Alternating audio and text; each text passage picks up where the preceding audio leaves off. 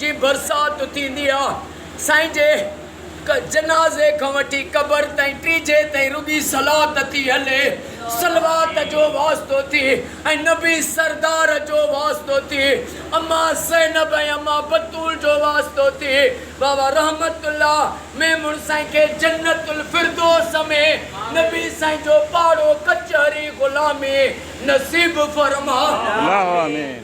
साईं बाबा रहमतुल्लाह साईं जे बचड़नि खे ख़ादिम हुसैन मेमुन साईं खे फरादन साईं खे साईं जे सभिनी भाइरनि खे क़यामत ताईं आबाद फरमा आमीन। फ़कीर साईं हाजी बाबा हाजी हिज़्बुल्लाह मेमुन साईं जा क़यामत ताईं वेढ़ा वसंदा रहनि जेके भी मेमुन हिन दुआ में शरीक आहिनि अली असगर ऐं मासूम बीबी सकीना जो वास्तो थी हिननि सभिनी जा क़यामत ताईं बच्चा घर आबाद फरमा आमीन।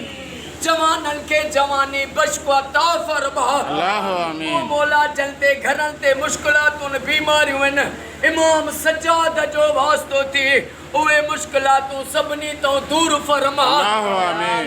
बाबा हिज़्बुल्लाह साईं खे सिहत ऐं वॾी हयाती अता फरमा आमीन। ख़ादिम हुसैन मेमुन साईं खे साईं जे सभिनी भाइरनि खे बचड़नि खे अम्मा मिठी खे सिहत ऐं वॾी हयाती अता फरमा आमीन। रहमतुल्लाह साईं जे क़बर खे जन्नत जो बाग बना आमीन। उन जे ज़िंदगी जा सगीरा कबीरा अवल आखिर ज़ाहिर बातिन कुल गुनाह इमाम हुसैन जे आखिरी सजदे जो वास्तो थी माफ़ फरमा आमीन।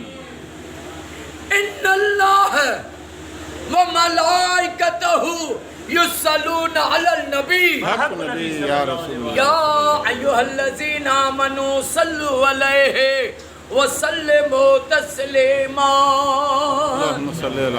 अल्लाहुम्मा सल्लि अला सय्यदना व मौलाना मुहम्मदिन निल्लज़ी अवल नूरहु व आखिर ज़हूरहु व रहमतल लिल आलमीन वजूदहु ला इलाहा इल्लल्लाह मुहम्मदुर रसूलुल्लाह नारे